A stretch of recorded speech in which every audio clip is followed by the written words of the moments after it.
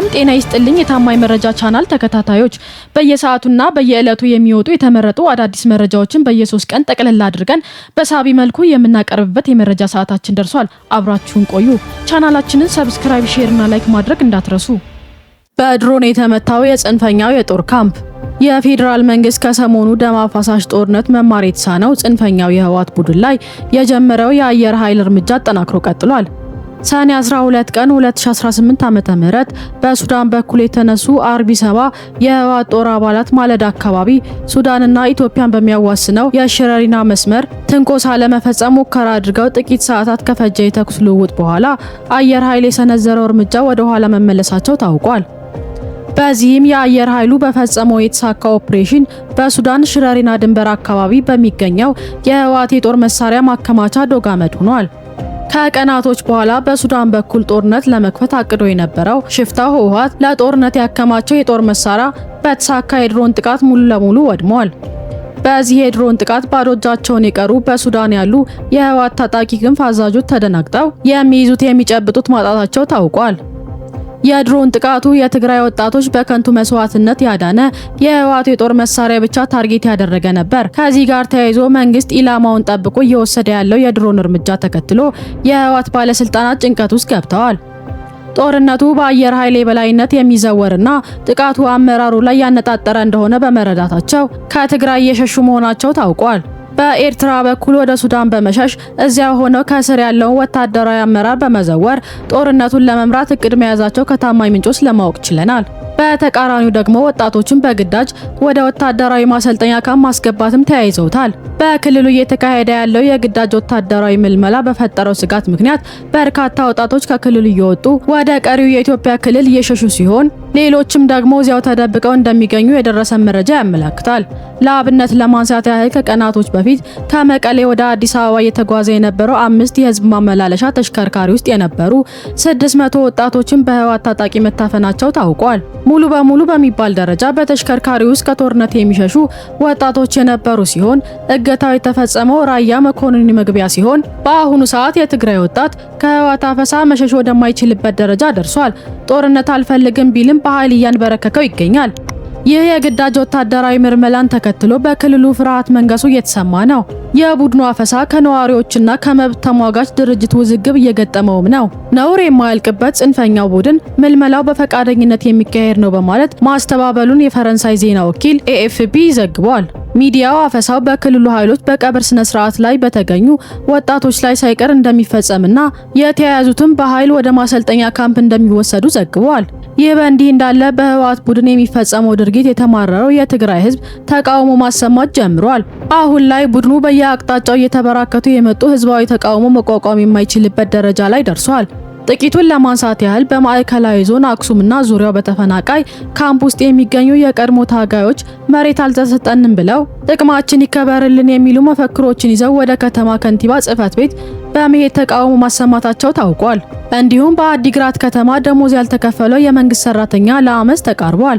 በደቡብ ምስራቅ ዞን አዱክዶም ከተማ የንጹሃን የመጠጥ ውሃ እጥረት መኖሩን ተከትሎ ማህበረሰቡ ዞኑ መፍትሄ የማይሰጥ ከሆነ ወደ መቀሌ በማቅናት አመፅ እንደሚቀሰቅስ እየዛተ ይገኛል። እንዲሁም ከቃፍታ ሁመራ ተፈናቅለው በተለያዩ የትግራይ መጠለያዎች የሚገኙ እናቶች ዓለም አቀፉ ማህበረሰብ ጥሪ አቅርበዋል። በችግር ውስጥ የሚገኙ እናቶች ወደ ቀያቸው እንዳይመለሱ ሆን ብሎ አፍኖ በመያዝ የፖለቲካ ፍጆታ እያደረጋቸው የሚገኘው የህወሓት አመራር ሌላ ድርብ በደል እያደረሰብን ይገኛል ሲሉ ለዓለም አቀፉ ድምጻቸውን አሰምተዋል። የህዝቡን ሁኔታ በመመልከት ዓለም አቀፉ የትግራይ ምሁራን ማህበር ባወጣው ሳምንታዊ መግለጫ ላይ ጽንፈኛው ህወሓት እየፈጸመ ያለውን አምባገነናዊ ተግባር የግዳጅ ምልመላ እና የጦርነት ቅስቀሳ በትግራይ ያለውን ፖለቲካዊ ማህበራዊ ሁኔታ የበለጠ ሊያባብሰ እንደሚችል አስታውቋል። የቡድኑ ሁኔታ ወደ ከፋ ደረጃ ከመሸጋገሩ በፊት የትግራይ ህዝብ፣ የሲቪክ ማህበራትና ዓለም አቀፉ ማህበረሰብ ተግባራዊ እርምጃ እንዲወስድ ጥሪ አቅርበዋል። ማህበሩ የሰብአዊ መብቶችና የሰላም እሴቶች እንዲከበሩ ሁሉም አካላት ኃላፊነታቸውን ሊወጡ እንደሚገባ አሳስበዋል።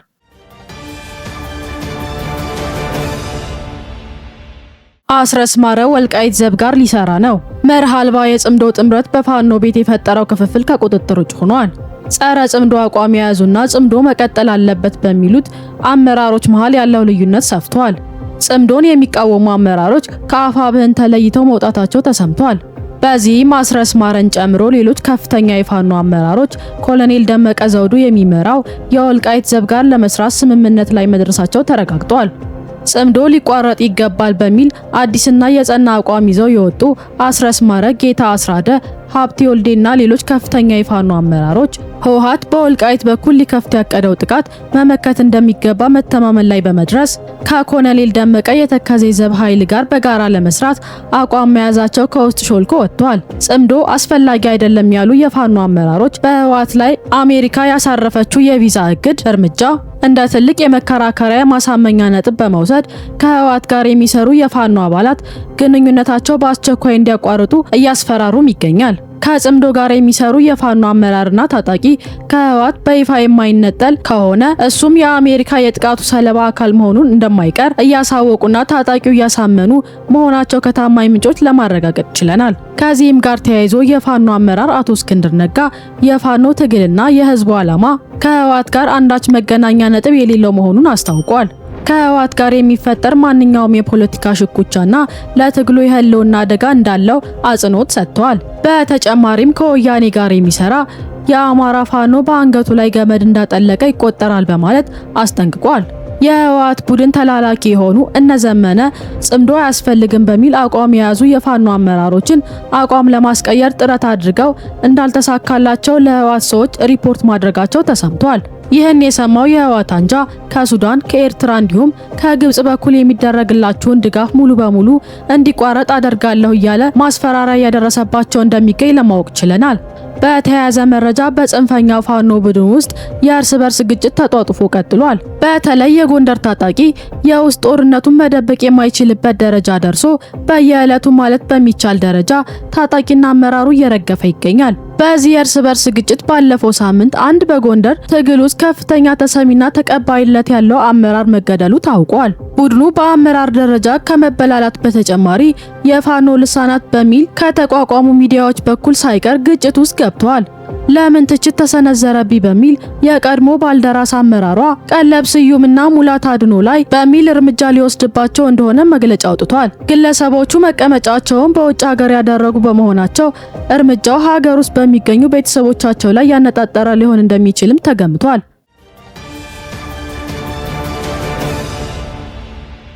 አሜሪካ ህወሓት ላይ እርምጃ መውሰድ ጀመረች። የቀድሞ የህወሓት ቡድን ለትግራይ ህዝብ እንዲሁም ለቀጠናው ሀገራት የሰላም ካንሰር መሆኑን አሜሪካ አረጋግጣለች። አሜሪካ ከህዝብ ደህንነትና ሰላም ይልቅ ለስልጣንና ለጥቂት ግለሰቦች ጥቅም ሲሉ የትግራይ ክልል አዘቅት ውስጥ የከተቱ የሚገኙ ከፍተኛ የህወሓት ባለስልጣናትና የቅርብ ቤተሰቦች ላይ የቪዛ እግድ መጣሏን መዘገባችን ይታወቃል። ይህ የአሜሪካን እርምጃ የህወሓት አረመኔነት ጥግ አሳሳቢ ደረጃ ላይ መድረሱን ለዓለም ህዝብ ያረጋገጠ ሆኗል። ከዚህም በተጨማሪ አሜሪካ በህወሓት ባለስልጣናት ላይ የጀመረችውን እርምጃ አጠናክራ በማስቀጠል የህወሓት አመራሮች ከትግራይ ህዝብ ዘርፈው በሀገሪቱ ባንኮች ያከማቿቸውን ሀብቶች በማጣራት አስፈላጊ የሆኑ እርምጃዎችን ወደ መውሰድ ልትሸጋገር መሆኑን ተገልጿል። ይህ ብቻ ሳይሆን ከህወሓት ጋር ግንኙነት ያላቸው አካላትም ጭምር የአሜሪካ የጥቃት ማዕከል እንደሚሆኑ ተሰምቷል። በዚህም መሰረት ለአክራሪው የህወሓት አባላት ማንኛውንም አይነት ድጋፍ የሚያደርጉ የትግራይ ዲያስፖራዎች ከአሜሪካ እንደሚባረሩ መገመት ይቻላል። ለቡድኑ ወታደራዊ ድጋፍ የሚያደርጉት ግብጽ፣ ሱዳንና ኤርትራ ላይም ጭምር ማዕቀቧን የምትጥል መሆኑ ይጠበቃል። ከወዲሁ ይህ እርምጃ የሚመለከታቸው አካላት በሙሉ በአስቸኳይ ራሳቸውን ከህወሓት ሊነጥሉ ይገባል። የህወሓት አስከፊ ቀውስ የሚያስከትለውን አዲስ ጦርነት ለማስቆም የሚመለከታቸው የዲፕሎማቲክ ማህበረሰብ እንደ አሜሪካ በሱዳን ላይ እርምጃ በመውሰድ የድርሻቸውን ሊወጡ ይገባል። ይህ በእንዲህ እንዳለ ህወሓት የአሜሪካ ማስጠንቀቂያን ችላ በማለት በሀገር ውስጥም ብቻ ሳይሆን በቀጠናው ችግር መቀስቀስ ቀጥሏል።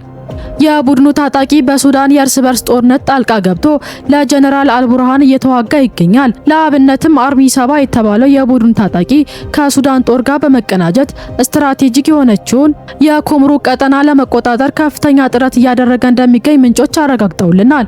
በተጨማሪም ህወሓት አሁን ላይ ታጣቂ አስተማማኝ የመዋጋት አቅምና ስልጣን እንደሌለው ግምገማ ላይ በመድረስ ዳግም ስልጠና እንዲያደርግ ወደ ኤርትራ መላክ መጀመሩ ታውቋል። በመሆኑም የቀጠናውን መረጋጋት ላይ ትኩረት አድርጎ እየሰራ የሚገኘው የአሜሪካ መንግስት ህወሓት በኢትዮጵያ ውስጥ የሚያደርገውን የጦር ቁስቆሳ ብቻ ሳይሆን በሱዳን አለመረጋጋት ላይ እያበረከተ በሚገኘው በዚህ አሉታዊና ህገወጥ አስተዋጽኦ ላይ ይፋዊ የሆነ እርምጃ ሊወስድ ይገባል። ከዚህም ጋር ተያይዞ ህወሓት አያሳስበኝም ሲል ስለነበረው የአሜሪካ የቪዛ እግድ መግለጫ አውጥቷል። ህገወጡ ቡድን በምክትል ፕሬዝዳንቱ እንዲሁም በድጋፊ ልሳናቱ በኩል በትግረኛና በአማርኛ ክልከላ እንደማያሳስበው ምንም አይነት ጫና እንደማይፈጥርበት ሲገልጽ ቢቆይም ለአሜሪካ መንግስት ይድረስ በሚል በእንግሊዝኛ ቋንቋ በጻፈው ደብዳቤ ግን እግዱ እንዳሳሰበው ሊክድ አልፈለገም። በዚህ ጽሑፍ ቡድኑ እንደተለመደው የፕሪቶሪያ ስምምነቶችን ላለመፈጸማቸው የፌዴራል መንግስቱ ወቅሶ የአሜሪካ እርምጃ ይህን ያማከለ ሊሆን ይገባ እንደነበርና አሁንም በፌዴራል መንግስቱ ላይ ጫናዋን እንድታሳርፍ ጥሪ አቅርበዋል። ሆኖም የአሜሪካ መንግስትም ሆነ የዓለም አቀፍ ማህበረሰቡ ግራ ቀኝ አይቶ ማን ለስምምነቱ ተገዥና አፈንጋጭ ማን ነው የሚለውን ሰፊ ጊዜ ወስዶ በመመርመር በአጥፊው ላይ የማይቀለበስ እርምጃ ወደ መውሰድ መሸጋገሩን ቡድኑ ልብ ያለው አይመስልም።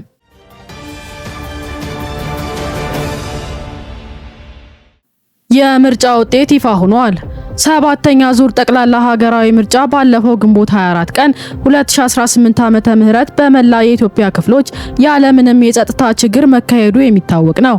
ይህን ተከትሎ የኢትዮጵያ ብሔራዊ ምርጫ ቦርድ ሰኔ 14 2018 ተፎካካሪ ፓርቲዎች ያገኙትን ድምጽ ይፋ አድርጓል።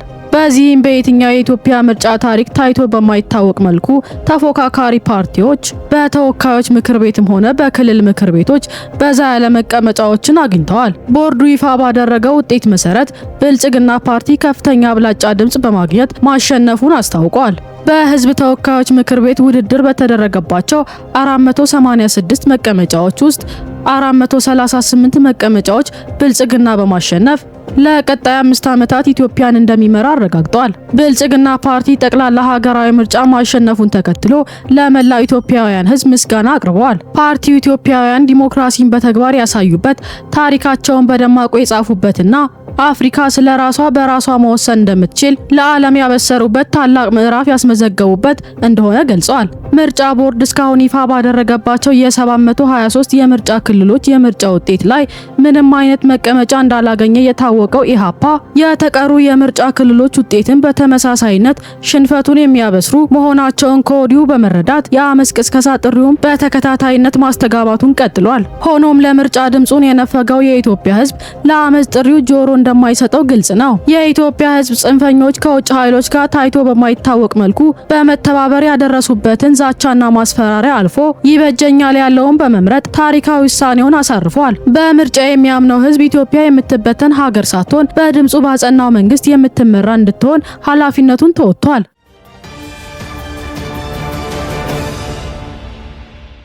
በአፍሪካ ቀዳሚ የተቀናጀ የዲጂታል አገልግሎት መተግበሪያ ተመረቀ። በአፍሪካ ቀዳሚ የሆነው የተቀናጀ የዲጂታል አገልግሎት መተግበሪያ በጠቅላይ ሚኒስትር ዶክተር አብይ አህመድ በይፋ ተመርቆ ስራ ጀምሯል።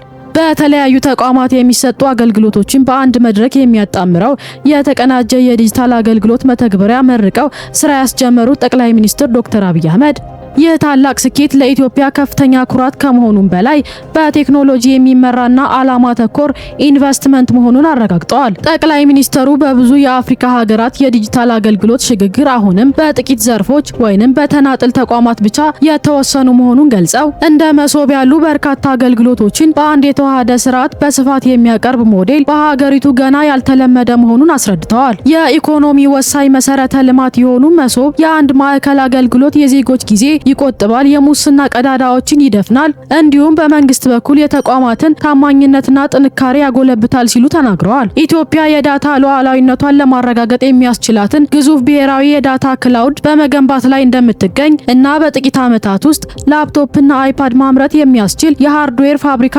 እያቋቋመች መሆኑን ይፋ አድርገዋል። ጠቅላይ ሚኒስትሩ እንደገለጹት አሁን በኢትዮጵያ አርቲፊሻል ኢንተለጀንስ ኢንስቲትዩት እየተገነባ ያለው ብሔራዊ ክላውድ በየተቋማቱ ያሉ የዳታ ሴንተሮች ሀገሮች አቅም በግማሽ የሚበልጥ እጅግ ግዙፍ አቅም ያለው መሆኑ ታውቋል። ኢትዮጵያ ከሶፍትዌር እና ከዳታ ጥበቃ ጎን ለጎን ኢትዮጵያ ወደ ሃርድዌር ምርት መሸጋገሯን አብስረዋል። ይህም በጥቂት ዓመታት ውስጥ ኢትዮጵያ ልጆቿን ወደ ሙሉ የቴክኖሎጂ ሉዓላዊነት የሚያሸጋግር ታሪካዊ መሰረት መሆኑን አስገንዝበዋል። በተጨማሪም ኢትዮጵያ በስንዴ ምርት ከአፍሪካ ቀዳሚ መሆን መቻሏን አስታውቀዋል። በአሁኑ ወቅት ኢትዮጵያ ከ330 ሚሊዮን ኩንታል በላይ ስንዴ ማምረት እንደቻለች አረጋግጠዋል። ይህም ቀዳሚ አምራች የነበረችውን ግብጽ በ3 እጥፍ መብለጥ መቻልን ትልቅ ድል ነው በማለት ጠቅላይ ሚኒስትር ዶክተር አብይ አህመድ በአፍሪካ ቀዳሚ የሆነውን የተቀናጀ የዲጂታል አገልግሎት መተግበሪያ ምርቃት ስነ ስርዓት ላይ አስረድተዋል።